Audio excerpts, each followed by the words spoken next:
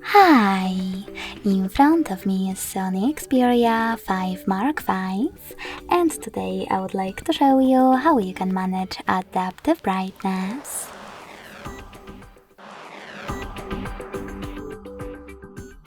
Begin by going into Devices Settings and scrolling down just a bit to access Display.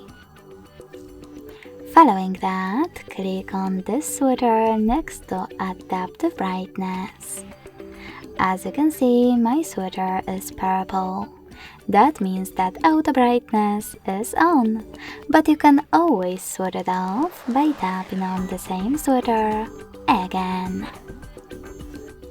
Thanks so much for watching. If you enjoyed this video, don't forget to leave a like, comment and subscribe. Bye!